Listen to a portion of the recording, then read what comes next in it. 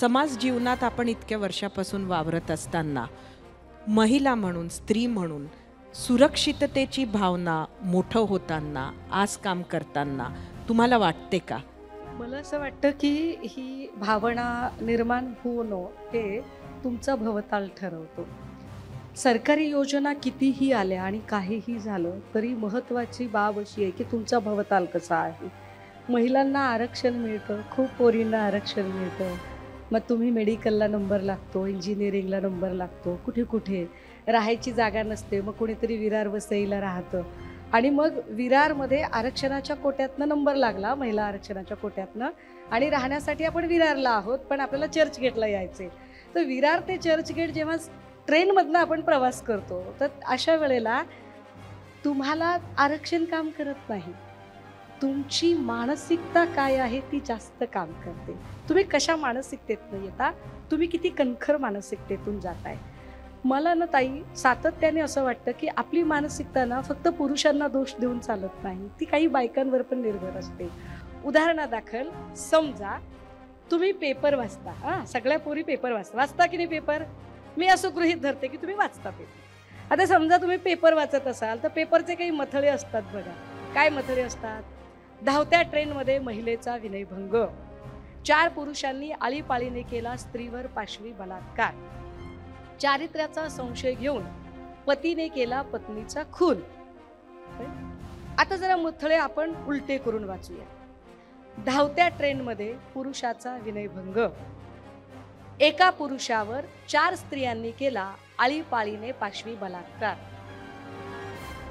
चारित्र्याचा संशय घेऊन पत्नीने केला पतीचा खून. दिस इज द मेंटॅलिटी. तुम्हाला हसायला का बरं आलं? का हसताय तुम्ही? याचा अर्थ काय आहे कळला का पोरींनो? याचा अर्थ असा आहे की शील, चारित्र्य, बलात्कार, विनयभंग या सगळ्या संकल्पना फक्त आणि फक्त बायकांसाठीच आहेत हे तुम्ही सुद्धा मनात ठसवून घेतलेलं आहे. या संकल्पना पुरुषांसाठी सुद्धा असू शकतात हे तुमच्या गावीच नाहीये. म्हणजे आपल्याला आपल्या आईने काय शिकवलंय? बाई म्हणजे काचेचं भांड, एकदा तडा गेला ना की परत जुळत नाही. आणि पुरुष काय लोखंडी वेल्डिंग आहे होय? मानसिकतेचा प्रश्न आहे की नाही? मानसिकता तुमची कधी सुधारणार आहे बरं?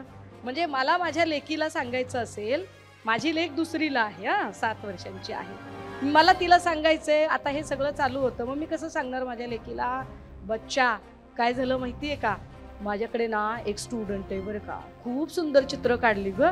तर मला काय वाटलं बच्चा माहितीये का, तू जशी चित्र काढते ना तर तशीच चित्र होती ती.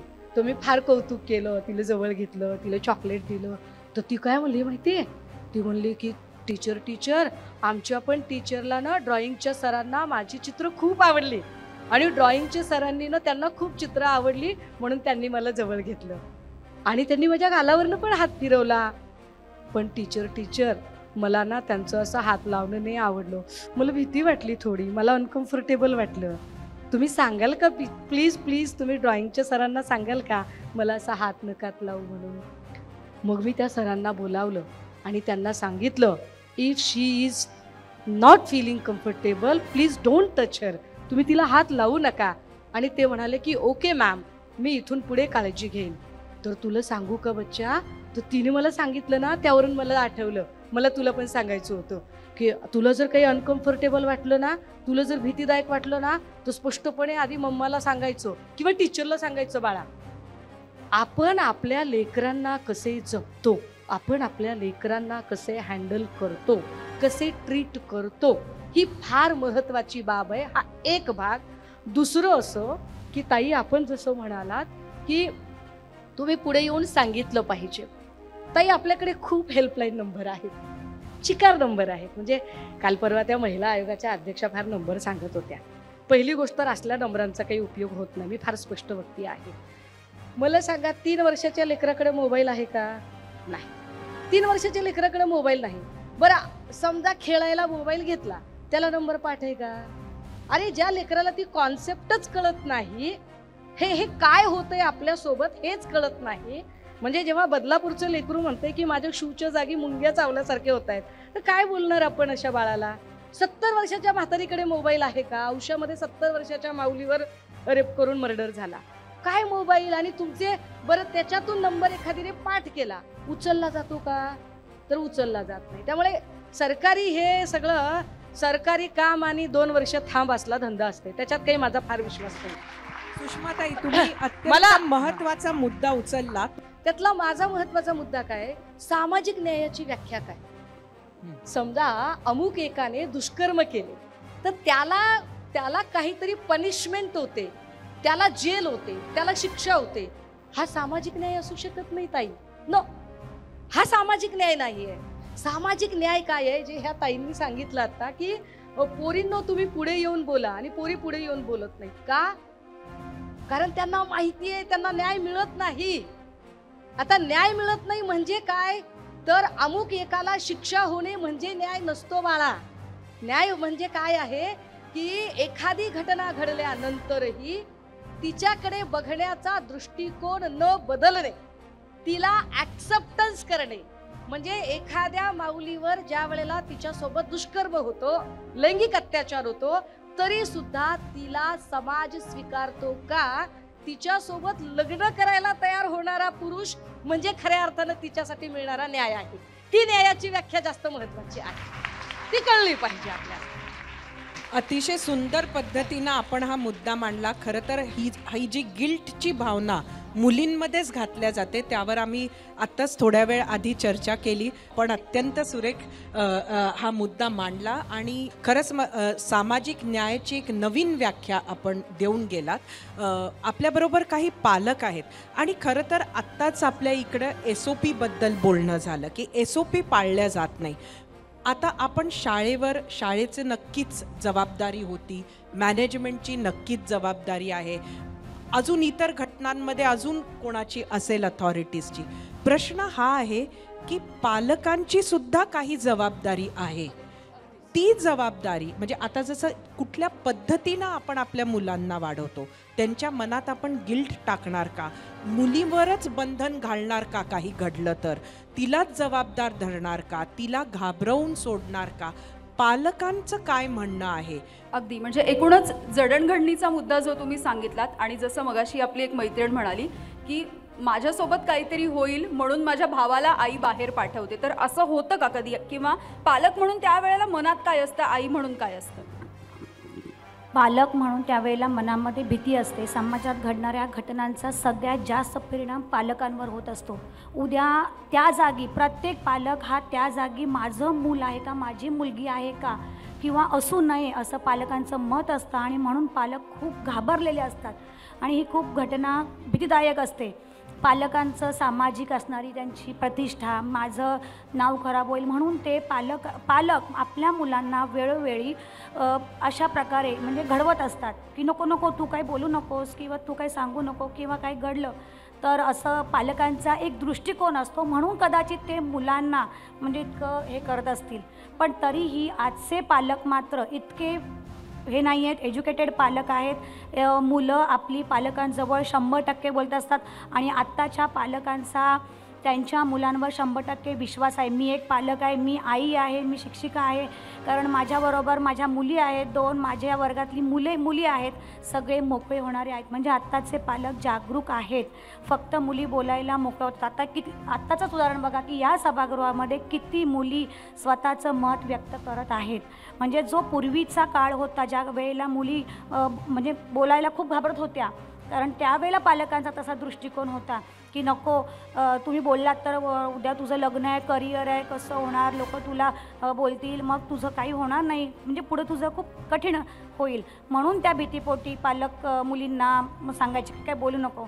पण आता नाही, मला असं वाटतं काळ बदलला आहे आणि त्याप्रमाणे मुलींवर खूप विश्वास आहे सगळ्या पालकांचा, आणि तो विश्वाससुद्धा मुलींनी 100% राखलेला आहे. त्या स्वतःला प्रूफ करतायत की आम्ही किती सक्षमतेने या समाजात वावरत आहोत. मुलींच्या प्रतिक्रिया जाणून घेऊया, अजून काही प्रतिक्रिया घेऊया. आता जे म्हटलं यांनी ते तुम्हाला वाटतं का, त्या पद्धतीचा कॉन्फिडन्स तुमच्या आईवडिलांना आहे का तुमच्यामध्ये?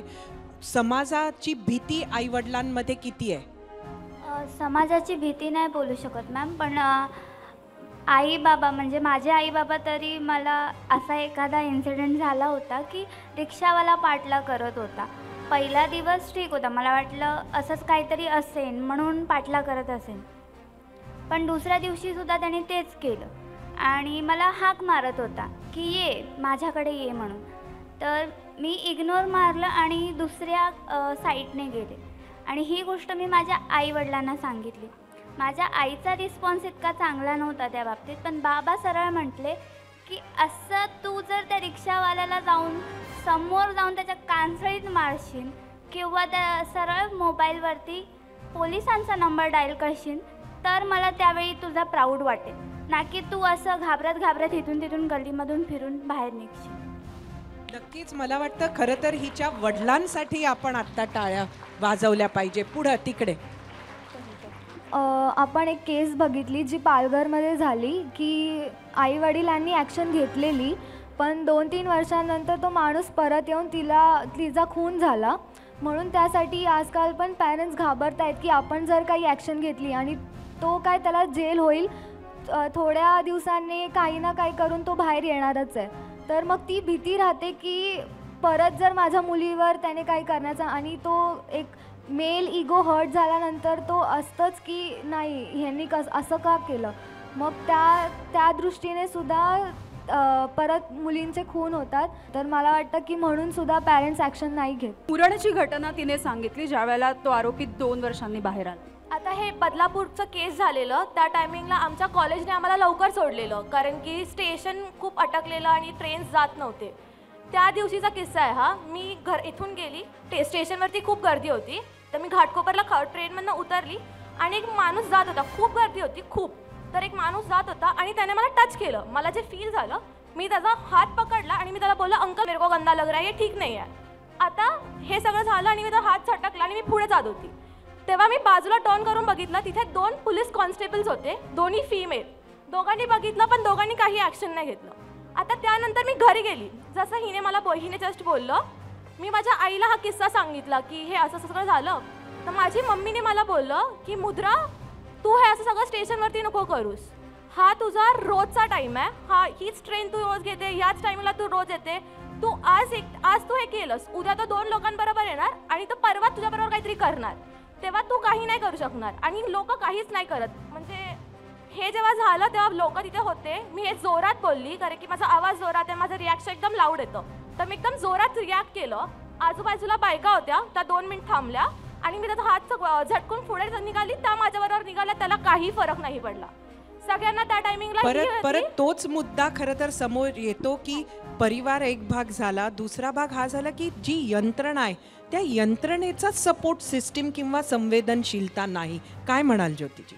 बदलापूरची घटना असेल किंवा आत्ताची या मुलींनी सांगितलेली घटना, जी खाकी वर्दी ही जर सदरक्षणाय खलनिग्रणाय हे जर ब्रीदवाक्य वापरत असेल आणि जर त्यांच्यामध्ये जर मुलींच्या तक्रारीबद्दल, महिलांच्या तक्रारीबद्दलची संवेदनशीलता नसेल, तर मला वाटतं की त्यांना खाकी वर्दी धारण करण्याचा अधिकारच नाही आहे. त्यांच्यावरती कारवाई ही झालीच पाहिजे.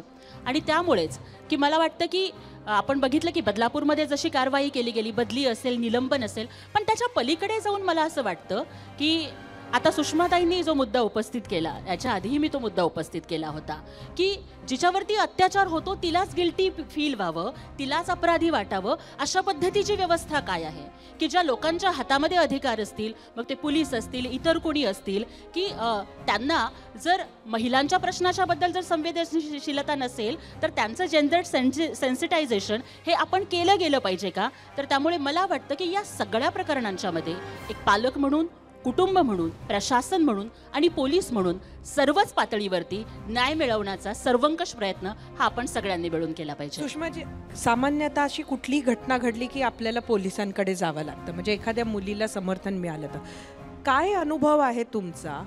एकंदरीत काय रिस्पॉन्स असतो? म्हणजे महिला पोलीस असतात वगैरे वगैरे वगैरे, पण रिस्पॉन्स काय असतो? ती मुलगी सांगत होती तेव्हा मला असं एकदम अंगावर आल्यासारखं झालं.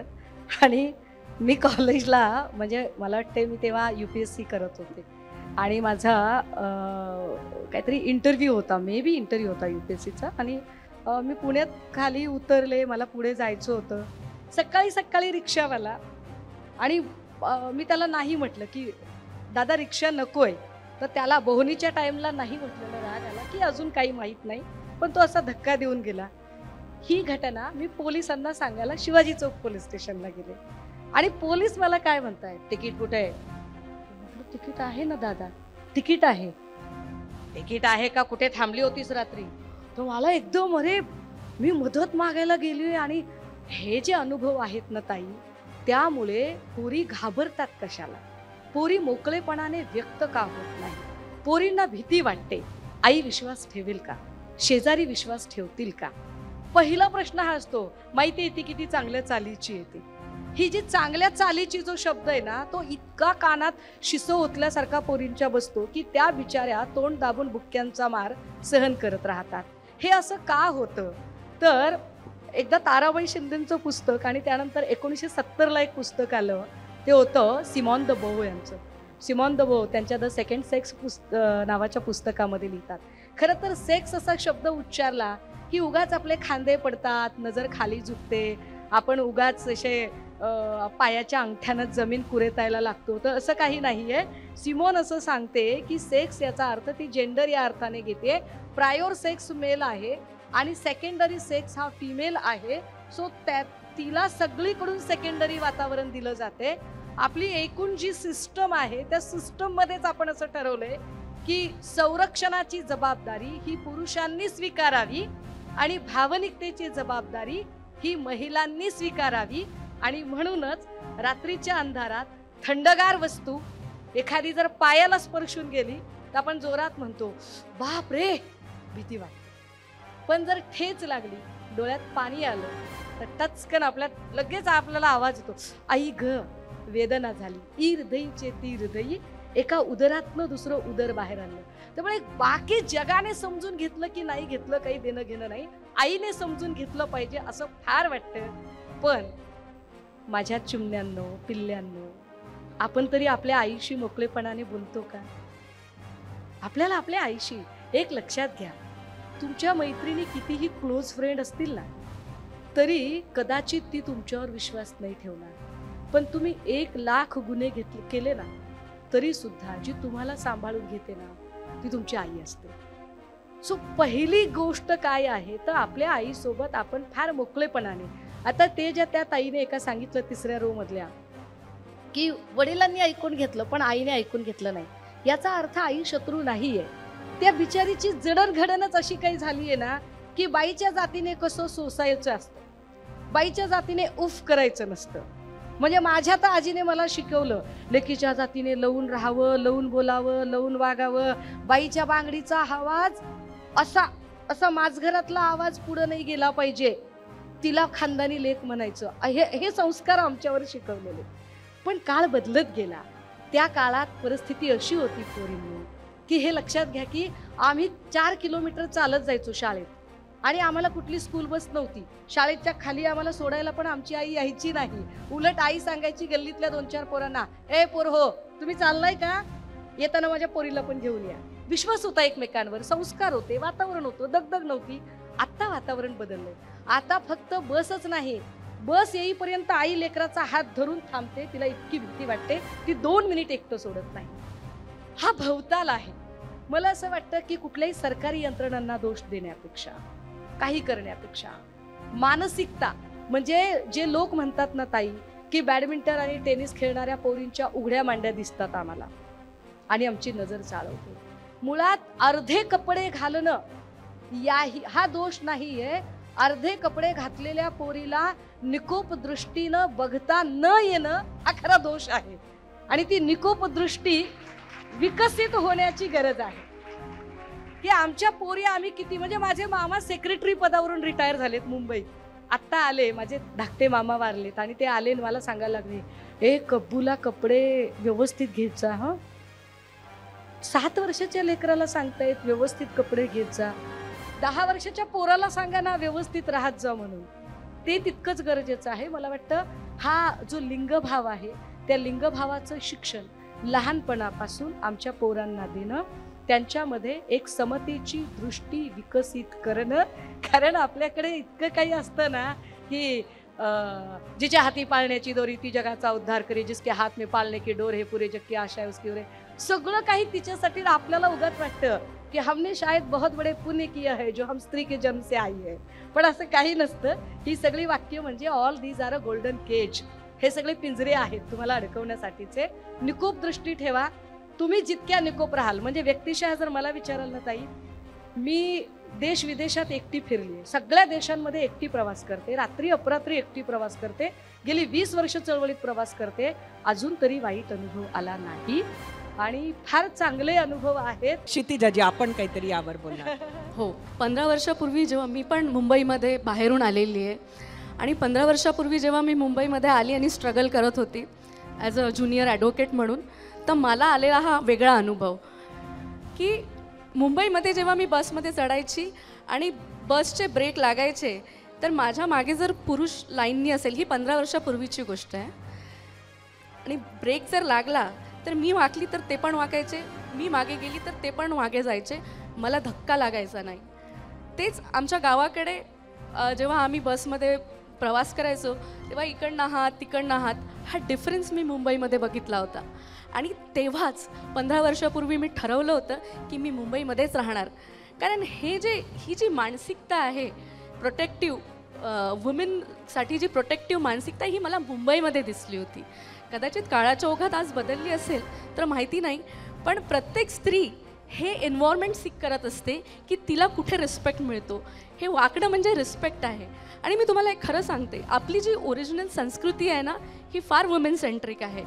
म्हणजे तुम्ही ते पॅन्डोरा बॉक्स ऐकलं असेल पुष्कळांनी, पॅन्डोरा बॉक्स ही जी संस्कृती आहे ही ग्रीक संस्कृती आहे, ज्याच्यामध्ये की एका बाईला देवांनी पॅन्डोरा नावाच्या बाईला तयार केलं आणि तिला पृथ्वीवर पाठवलं आणि तिला म्हटलं की तू जा पृथ्वीवर, आणि तिला एक बॉक्स दिला, तिला सांगितलं तू कधी उघडू नको हा बॉक्स.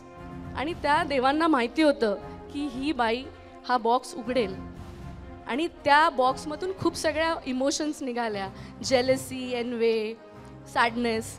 आणि ग्रीक मायथॉलॉजीमध्ये म्हटलं जातं की हे सगळी जे आहेत ना प्रॉब्लेम्स, हे पॅन्डोराची मुलं आहेत. म्हणजे ते एका बाईला ब्लेम करतात जगाच्या प्रॉब्लेमसाठी. ही ग्रीक मायथॉलॉजी. बिबिकल मायथॉलॉजीची स्टोरी आपल्या सगळ्यांना माहिती आहे, ईव अँड ॲडमची स्टोरी, बरोबर, की ईवला सांगितलं होतं की ते ॲपल खाऊ नको आणि तिने ते खाल्लं आणि ॲडमला पण खायला लावलं आणि त्याचं सीन म्हणून मग ते पृथ्वीवर आले आणि पृथ्वीवर मग ते आता त्या सीनचं हे करताय. म्हणजे अल्टिमेटली स्त्रीला as a blame, as a problem म्हणून बघितलं जातं. पण आपण जेव्हा हिंदू मायथॉलॉजी बघतो, हिंदू मायथॉलॉजीमध्ये दुर्गा कवच आपण म्हणू की दुर्गा कवच पवित्र संरक्षक महान सर्व प्राणी मात्रांचे करी रक्षण, या लोकात गुप्त राहुण सर्व प्रकारे करीत असे कल्याण, असे हे देवी कवच केले कथन मार्कंडेयने मुनीने ब्रह्माची. ब्रह्मा कोण? ज्यांनी या पृथ्वीची निर्मिती केली. सो आपलं हिंदू कल्चर काय म्हणतं की आमच्याकडे बाई ही देवी आहे, ती सायलेंटली प्रोटेक्ट करते. सो हे आपलं कल्चर आहे. मग आपल्यावरती खूप सगळे जे आक्रमणं झाले ह्याच्यामध्ये ही मानसिकता बदलत गेली. आपल्याला सती प्रथा होती हे सगळ्यांना माहिती आहे, पण आपल्या पुराणांमध्ये पुनर्विवाह आहे हे कोणालाच किंवा क्वचितच कोणाला माहिती असेल. तर ही मानसिकता जी आपण ज्या मानसिकतेबद्दल आपण एवढं बोलतो, कालांतरानं मानसिकता किंवा प्रथा ह्या बदलत जातात, रूढी परंपरा ह्या सुद्धा बदलत जातात. मात्र एक प्रश्न आजचा आहे जो ज्योतिजी मी आपल्याला विचारते की एकीकडे अशा घटना होणं वाढलंय की त्याचं रिपोर्टिंग वाढलंय? म्हणजे असं आधीही होत असावं पण त्याचं रिपोर्टिंग आत्ता वाढलंय असं आपल्याला वाटतं का? हो, त्या प्रश्नावरती येते. पण आत्ताच ह्या दोघीही ज्या बोलत होत्या आणि बरेच लिटरेचरचे संदर्भ निघाले, त्याच्यातून एक मला ही आठवण आली की बऱ्याच वेळेला काही गोष्टी सिलॅबसला लागल्यात म्हणून शिकवाव्या लागतात आणि एक स्त्री म्हणून ते मन खात असतं. मिल्टनची पॅराडाईज लॉस्ट नावाची कविता ही BA 3rd इयरच्या इंग्लिश लिटरेचरच्या सिलॅबसला होती आणि त्याच्यामध्ये त्या ओळी होत्या की he is made for sword and she is made for needle. He is made for valor and contemplation and she is made for sweet and attractive grace. म्हणजे पुरुष हा सामर्थ्यासाठी निर्माण झाला आहे, पुरुष हा चिंतनासाठी निर्माण झाला आहे आणि स्त्री ही फक्त सौंदर्यासाठी निर्माण झाली आहे. किंवा त्याच्यामध्ये सांगितलं, हे जे काही सांगितलं जातं की पुरुष हा तलवारीसाठी तयार झाला आहे आणि स्त्री मात्र सुई धाग्यासाठी जन्मली आहे. कुठंतरी मनाला टोचत होतं की अशा कुठल्या गोष्टी आम्ही शिकवतोय. त्यामुळे मला वाटतं की एकदा ह्या सगळ्या सिलॅबसचं सुद्धा जेंडर सेन्सिटायझेशन हे झालं पाहिजे आणि स्त्री पुरुष समता ही घरापासून, सिलॅबसपासून, शाळा महाविद्यालयापासून ही शिकवली गेली पाहिजे. मॅम काय ताई, म्हणाले याच्यावर? नक्कीच आपण बरं झालं हा विषय काढलात, कारण आपण एका विकृतीबद्दल बोलत होतो. त्यामुळे प्रत्येकीने आपल्या मनातली विकृती किंवा तिला आलेले अनुभव सांगितले. पण संपूर्ण समाज काही विकृत नाही आहे. तिथे असेही उदाहरणं जे आत्ताच आपल्यासमोर आलेत की प्रोटेक्टिव्हनेस पण आहे आणि त्या गोष्टीकडे सुद्धा आपण फोकस करायला पाहिजे. त्याचप्रमाणे समाज बदलतो आहे हे सुद्धा नक्की आहे. विषय बदलत आहेत. आता मी सुरुवात केली त्यावेळेला हेच सांगितलं की SNDT महिला विद्यापीठामध्ये आपण बसलेलो आहोत. SNDT महिला विद्यापीठाची स्थापना महर्षी कर्व्यांनी केली आहे, 108 वर्षापूर्वी केली आहे. त्यावेळी त्यांनी विधवा विवाह केला. त्यावेळेला त्या विधवा विवाहावरती त्यांना किती समाजाकडनं सोसावं लागलं हे त्यांचं चरित्र जेव्हा आपण वाचतो तेव्हा लक्षात येतं. आपल्या सगळ्यांना इथे माहिती आहे. आज तो विषय नाही आहे आपल्यासमोर. त्यांनी ते भोगलं, आपण पुढे आलो. त्यांनी ते भोगलं नसतं तर कदाचित हा समाज बदलला नसता आणि आजही आपण विधवा विवाहाच्या गर्तेमध्ये असतो. पण ते कोणीतरी सोसतं, पुढे येतं, मग आपण त्याच्यातनं समाज बदलतो. हा बदललेला समाज आज तुमच्यासमोर आहे मुलींनो. आणि तुम्हाला माहिती आहे की तुम्ही जे सोसता आहात ते सोसल्यानंतर, पुढे आल्यानंतर ते बदललं तर तुमच्या पुढच्या मुलींना ते सोसावं लागणार नाही आहे. त्यामुळे सोसत नाही बसायचं आहे, नक्कीच नाही बसायचं आहे. त्याच्यासाठी पुढे येऊन प्रतिकार करायचा आहे. त्यासाठी तो प्रतिकार तुम्हाला करता यावा यासाठी आम्ही लोक आहोत, यासाठी व्यवस्था आहे, यासाठी संस्था आहेत, यासाठी सगळ्यांनी असावं सोबत. SNDTचं एक कौतुक केलं पाहिजे की 2008 साली SNDTने एक पहल केली आणि 2008ला एक अत्यंत सुंदर उपक्रम राबवला SNDT कडून स्पेशली, की तो एकतर्फी प्रेम प्रकरणातनं जेव्हा हत्या सत्र सुरू झालं आणि या सगळ्या हत्या जर बघितल्या, म्हणजे हे पोरींना पण माहिती असलं पाहिजे की नाव पूनम पाटील, वय अवघं 16, पोरगी 12वीच्या परीक्षेला निघाली होती आणि अचानक श्याम चामे नावाचा पोरगा मागून आला. बघता बघता सपासप 30-35 चाकूचे वार केले. ती रक्ताच्या थारोळ्यात पडत होती. तोपर्यंत स्वतः नक्षीकांत पेट्रोलमध्ये भरलेला लायटर काढला, स्वतःला पेटवून घेतलं, पोरीला कवेत घेण्याचा प्रयत्न केला, दोघे भस्मसात. नाव अमृता देशपांडे, स्थळ सांगली, वेळ सायंकाळची, मुलगी ट्युशनला निघालेली होती, मागून मुलगा आला, बघता बघता पोरीवर सपासप चाकूचे वार, पोरगी गतप्राण.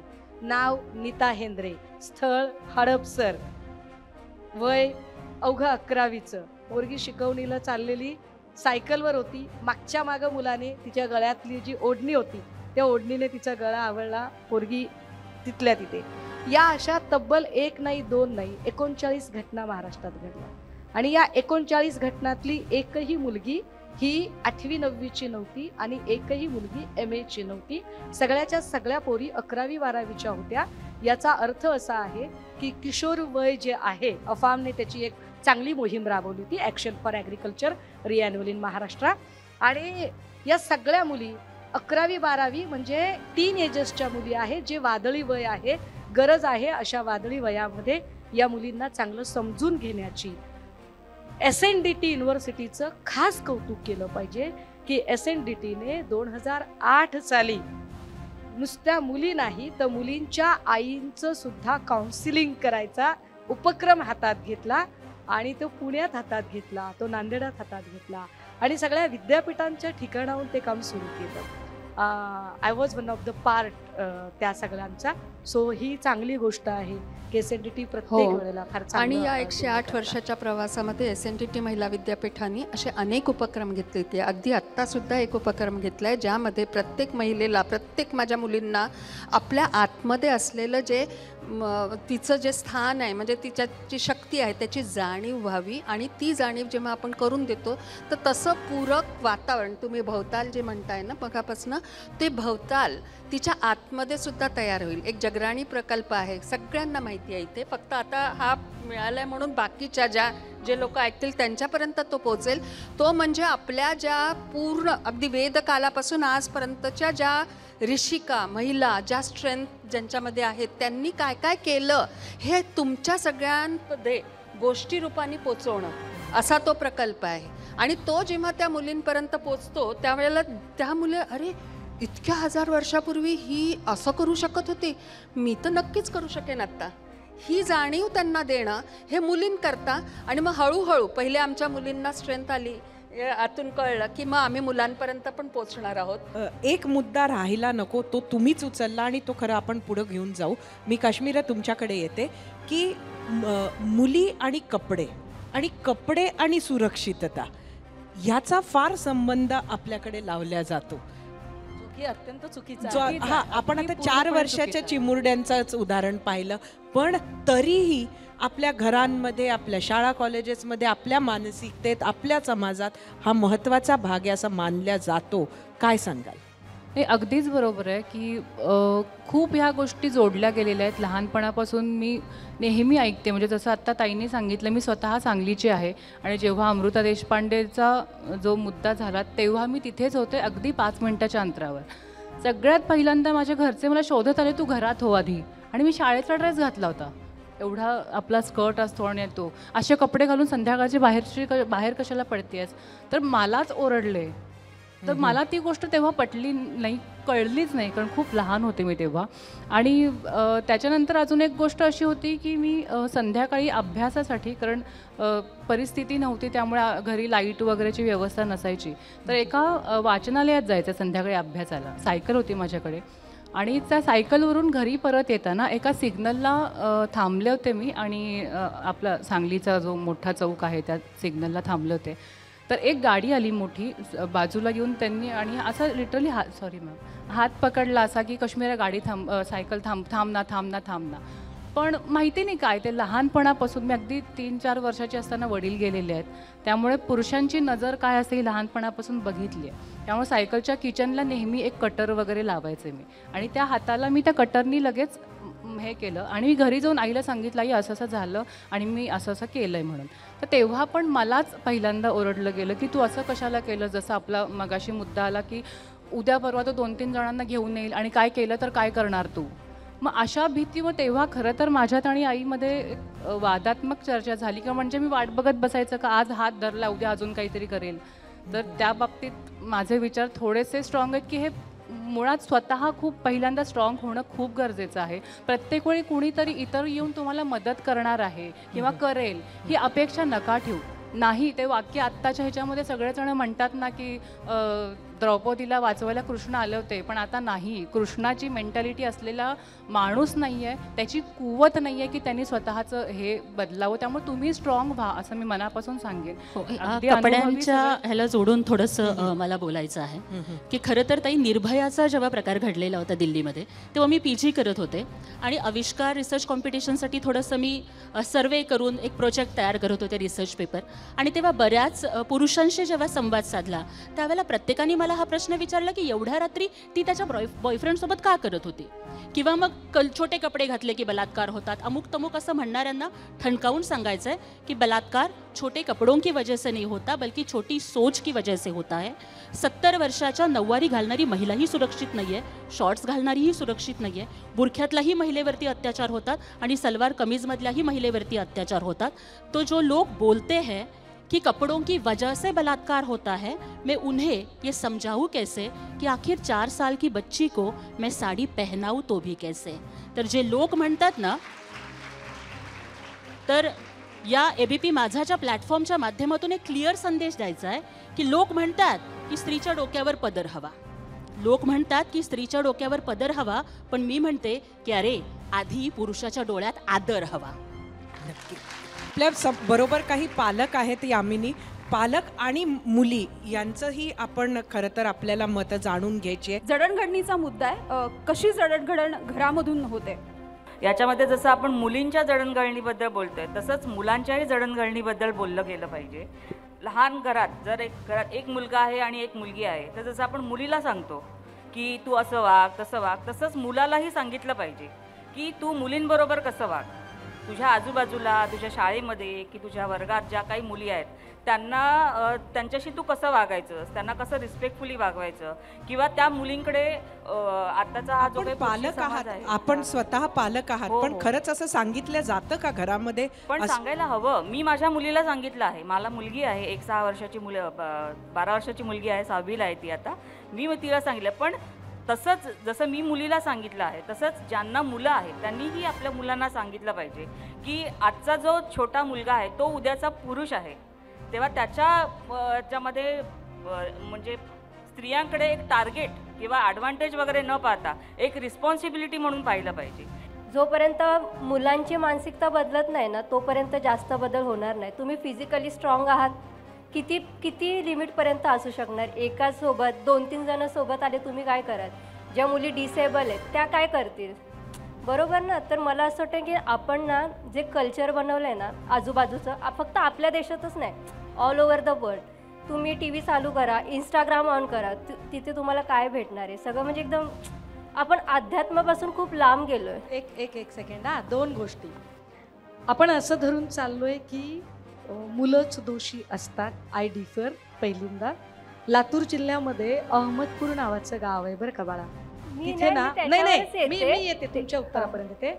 या अहमदपूरमध्ये ना, मला आता नाव डिस्क्लोज करायचं नाही, माझे फार जवळचे एक चांगले गायक आहेत, त्यांनी त्यांच्या मुलाला शिकायला ठेवलं. आणि तुम्हाला आश्चर्य वाटेल, इयत्ता 8वीचं लेकरू आहे, ते पोरगं आहे, आणि त्या मुलाला लैंगिक अत्याचाराचा बळी घ्यावं लागलं मुलाला. हां. आणि हॉस्टेलच्या रेक्टरकडूनच. हे फार वाईट आहे. आणि आत्ता पण एक घटना घडली, जस्ट 15 दिवसांपूर्वी लातूरमध्येच एक घटना घडली मुलाच्याच बाबत. तर ही एक गोष्ट झाली. आता तुमचं जे म्हणणं आहे ना की भवताल बदलावा लागतो, तर भवताल फक्त पोरांनी बदलत नाही बाळा. त्या मी जे मगाशी म्हटलं ना की मी नुसतं तुम्हाला मथळे उलट वाचले तर तुम्ही हसलात हे जास्त महत्वाचं. मला ते जास्त पॅनिक करणारी गोष्ट आहे. कारण काय होतं, बायकांवरचे जोक ना व्हायरल करणारे आपणच असतो, एकमेकींना शेअर करणारे. बायकांवरचे जोक, बायकांवरच्या कविता, चुटकुले, वात्रटिका आपण करतो ना शेअर. एका अर्थाने आपण त्याचं अवमूल्यन करतो. मी तेच मगाशी सांगायचा प्रयत्न करत होते. सिमॉन द बो एक डेफिनेशन सांगते, what is mean by feminism. स्त्रीवाद म्हणजे काय. इकडून जर एखादा पुरुष गेला तर लोक म्हणतात, अहो जरा बघितलं का हो, इकडनं एक माणूस गेला. आणि इकडनं जर एखादी स्त्री गेली तर लोक असं म्हणत नाहीत, बघितलं का हो, इकडनं एक माणूस गेला. नाही, एक बाई गेली, बघितलं का तुम्ही, ती माणूस आहे हेच मुळात आपल्या डोक्यात घुसत नाहीये. आपण तिचं न बाई पण तिचं मादी पण जास्त अधोरेखित होतं. हा खरा प्रॉब्लेम आहे. आणि ते अधोरेखित होणं आपल्या घरातल्या वडिलांपेक्षा, भावापेक्षा, काकापेक्षा, मामापेक्षा आपली काकी, मामी, आई, बहीण हे जास्त अधोरेखित करतात. ते सांगत होते की मुलांसोबत पण होतं, ट्रान्सजेंडर जे आहेत त्यांच्यासोबत पण होतं. तर माणसाला माणूस म्हणून जोपर्यंत बघत नाही तोपर्यंत हे बदलणार नाही. हा अत्याचार सगळ्यांवर होतच राहील. आणि आपली जी संस्कृती आहे, आपण अध्यात्मापासून खूप दूर गेलो. जसं दारू वगैरे, तुम्ही असं खुलेआम दारू विकता, हे रेप करणारे कोण आहे जास्त करून, जे दारू पिऊनच करतात. तर दारूवर काहीतरी बंदी आणा. आणि जे पॉर्न वगैरेचं जे कल्चर चालू आहे सगळं एकदम नॉर्मल झाले, त्याच्यासाठी काहीतरी स्ट्रिक्ट लॉ करा. लोक लाजून कमी, असं काहीतरी लाजवा अशा लोकांना की हे जे लोक असं करतात त्यांना की ते करणार नाहीत. मला असं वाटतं की मुलांसाठी सेक्स एज्युकेशन देखील सेशन व्हायला पाहिजे. जर तेच झालं नाही तर मग ह्या गोष्टी ना मुलांना कळतील ना मुलींना कळतील. तर ते सुरुवात आपण आपल्यापासूनच करायला हवी. आम्ही लहानपणापासून एकच गोष्ट ऐकली आहे, 7च्या आत घरात. आणि हे सगळेच कबूल करतील की हे फक्त महिलांनाच का लागू आहे किंवा मुलींनाच का लागू आहे. तर जसं मॅडमने सांगितलं, आपली मानसिकता, तर आपण मुलांना गोंजारत असतो. भलेही मुलांनी एखादी चुकी केली असेल, एखादा लहान भाऊ आहे तो बहिणीला मारतो, तर आपण आईवडिलांना सांगितलं तर वडील किंवा आई काय म्हणणार, अरे तो अजून लहान आहे, तर नंतर समजून घेईल. पण तो मोठा होतो पण त्याला ती कुठची समज येत नाही. तर जे आपण 7च्या आत घरात जे बोलतो ती मेंटॅलिटी 7च्या नंतर जी मुलं बाहेर असतात तर ती मुलं काय करतात ह्याच्यावरती पण पालकांनी तेवढंच लक्ष दिलं पाहिजे. जसं ताईंनी मगाशी एक प्रश्न विचारला होता की मुली घरच्यांना सांगायला किंवा पालकांना सांगायला का घाबरतात. कारण पहिली आपली जॉईंट फॅमिली असायची, तर जरी आईवडिलांशी आपण नसतो बोलत तरी आपण आजी आजोबांशी काही ना काहीतरी संवाद करायचो. आता जॉईंट फॅमिली नसल्यामुळे आणि धावपळीचं जीवन असल्यामुळे पालकांनाच वेळ नसतो की मुलांसाठी ते वेळ काढतील. कधी मुलं आपल्याकडे काही चांगली गोष्ट जरी सांगायला आले तरी आईवडील लगेच म्हणतात आता मला वेळ नाही, मला वेळ काढू दे, मग आपण नंतर बोलू, आणि तो वेळ मुळात कधी येतच नाही. तर पालकांना पण तेवढीच गरज आहे की मुलांची कमीत कमी दिवसभरात 1 तास तरी तुम्ही त्यांच्याबरोबर घालवावा. मग भलेही ती लहान मुलं असूया किंवा ग्रॅज्युएशनची किंवा पोस्ट ग्रॅज्युएशनची. खूप महत्त्वाचा मला वाटतं मुद्दा आपण मांडलाय, खूप महत्त्वाचा. मी एक एवढं म्हणेन की आपण जे बोलतो की एज्युकेशनमध्ये हे इन्क्लूड करायला पाहिजे, तर मी असं म्हणेन की विकृत वृत्ती ही फक्त शिक्षण बघून येत नाही. आपण जर बघितलं तर जे शिकलेले आहेत ते सुद्धा हे यात इन्क्लुडेड आहेत, ते सुद्धा अशा प्रकारचे करतात, घटना असे झालेले आहेत. तर हे जे मानसिकता बदलायची जी हे आहे का एम आहे तो पूर्ण समाजातच झाला पाहिजे, फक्त एज्युकेशनमध्येच इन्क्लूड करून नव्हे. तर जे नाही शिकत आहेत त्यांनासुद्धा ही मानसिकता बदलायची गरज आहे. सगळ्या पूर्ण समाजातच मानसिक जे थिंकिंग पॉवर असतं किंवा थिंकिंग एबिलिटी जी असते ती चेंज करण्याची गरज आहे. नक्कीच. मला वाटतं आता वेळ झाली आहे इथेच थांबायची. मी आपल्या सर्वांचे धन्यवाद करते. आजचा 0 आवर चर्चा जनहिताची आणि आजची चर्चा होती महिला सुरक्षेची. आपल्याला सर्वांना अनेक चांगले सजेशन्स आज आलेले आहे, अनेक गोष्टी कळलेल्या, अनेक पर्याय आपल्या समोर आज आपल्या ह्या पॅनलनी मांडले. मी आपल्या सर्वांचे धन्यवाद करते की आज आपण सर्वांनी इथं आपण व्यक्त झालात, आणि खास SNDTचे सुद्धा आभार मानते, या पॅनलचे आभार मानते की आपण वेळ काढलात आणि आमच्याशी बोललात.